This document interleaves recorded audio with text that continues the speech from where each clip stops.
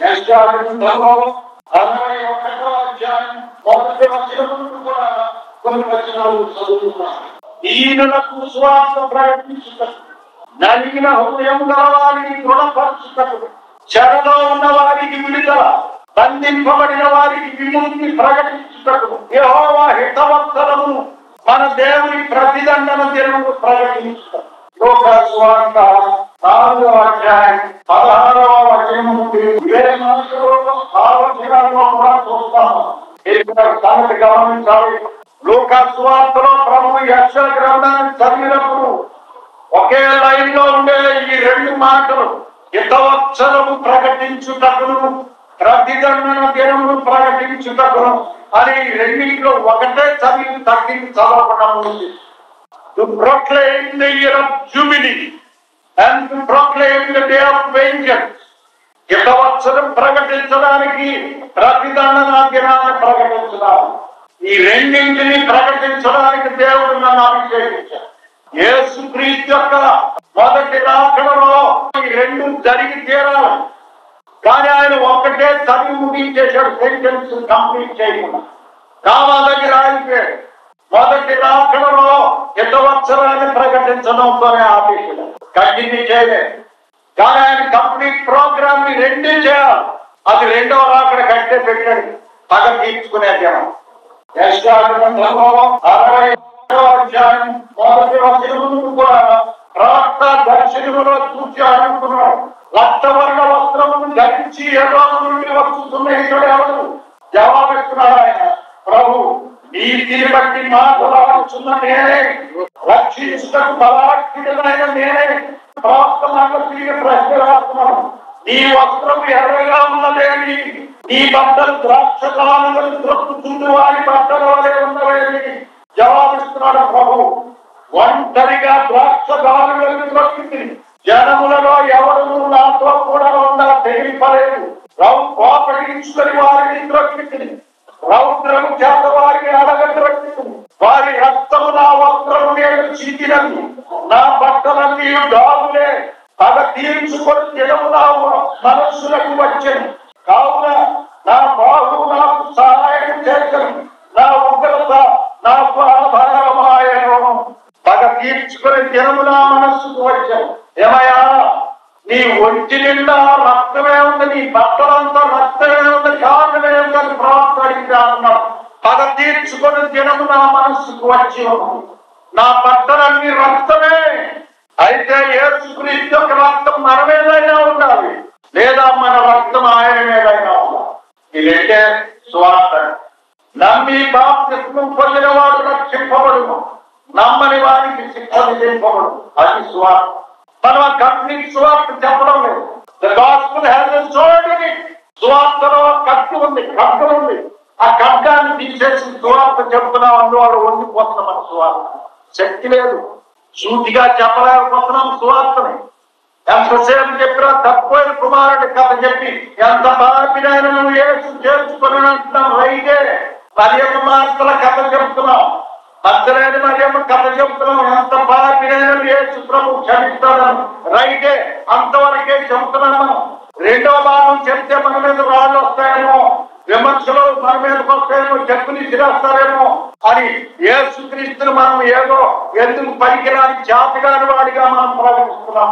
యేసుక్రీస్తు చేతగాని వాడా? ముఖం మీద ఒళ్ళు వేసుకుంటే నిరంతరం సహించుకునేవాడా? యేసుక్రీస్తు కాడే. ఆయన యొక్క అసలు క్యారెక్టర్ యేసుక్రీస్తు. ఆయన ఒక శబ్దం, భూమి ఆకాశములు కలుగుగాకని ఒక మాట అనేటప్పటికి ఆకాశములు భూమి ఎన్ని లోకాలో ఎన్ని గోళాలో ఆయన మాటలో నుండి తొలగిపోయినటువంటి వేకరుడు యేసుక్రీస్తు. కెరూబులు మహా చెరువులు ఆయన సన్నిధిలో నిలవనారే. సైన్యములకు అధిపత్యం యెహోవా పరిశుద్ధుడు పరిశుద్ధుడు పరిశుద్ధుడు. మానక వివాదాత్రులు ఎదుర్కొన్నాయి అని మనం లేఖనాల్లో చదువుకుంటున్నామే. యేసుక్రీస్తు పరలోకములో ఉమ్మి వేయించుకునేవాడు ఆయన కాదే. దేవుని దూతలే ఆయననే ఎదుటిగా వెళ్ళలేరు, ఆయన సమీపించలేనంతటి ఏకరుడు ఆయన. దయ్యాలు వణుకుతున్నాయి ఆయన ఎదుట. అలాంటి యేసుక్రీస్తు నిరంతరం శిరోడు అలాగే వేలాడుతున్నాడని చెప్పడం అదేనా క్రైస్తవ స్వార్థ కాదే.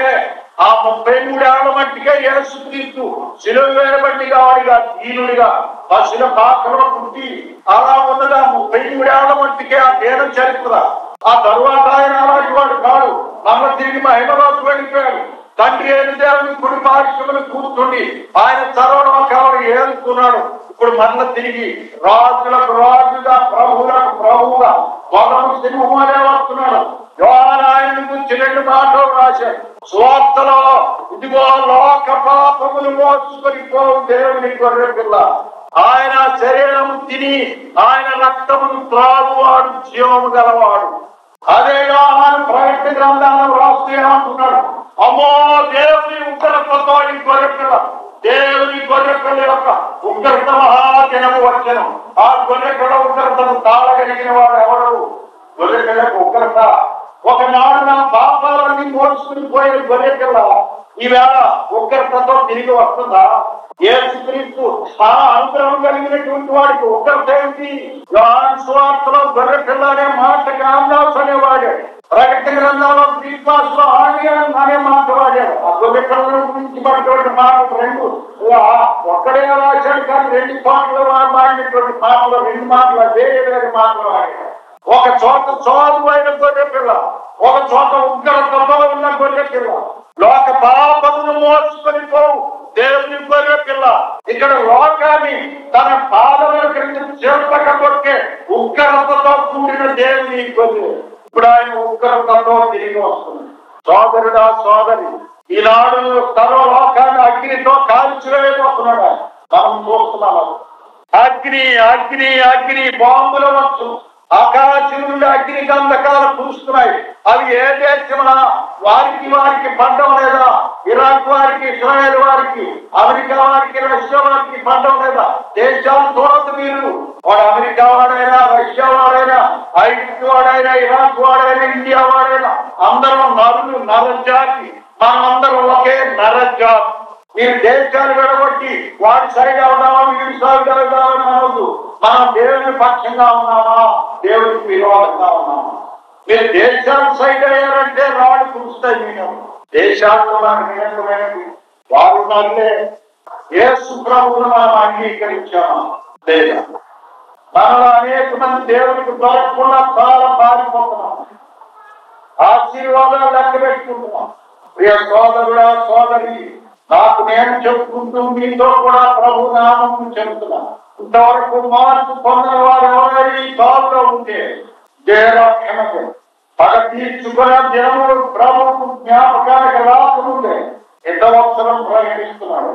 ఆ హితవత్సరం వరకు నాకు లేరుకున్నాను. కమంటుని నా యొద్దకు రండి అని పిలుస్తున్నారు. అందరం ప్రార్థన చేద్దాం. మా తండ్రి, మా ప్రభువా, నీ పగ తీర్చుకునే దినము నా మీదికి రాకముందే, సంఘం మీదికి రాకముందే, గొర్రె పిల్ల ఉగ్రత దినం రాకముందే, లోక పాపమును మోసుకొని పోవా దేవుని గొర్రె పిల్ల, ఆ రక్తం నీ మీద చెందకుండా ఉన్నట్లుందే, నీ రక్తాన్ని మా మీద ఉండేటట్టు, నీ రక్తం కింద నేను ఉండేటట్టు ఈ పరిశుద్ధాత్మ సహాయం మా మీద అనుగ్రహించుతాను. తమను కటాక్షిస్తాడు. వచ్చిన వాళ్ళలో ఒక్కరి కూడా తగ్గిపోకుండా నీ కృపలో ఉందని మా ప్రభువును, మా రక్షకుడును త్వరగా రాజులకు రాజుగా, ప్రభువులకు ప్రభుగా వస్తుంటే యేసుక్రీస్తు నామమున నిన్ను వినయంతో ప్రార్థించుతున్నాము తండ్రి.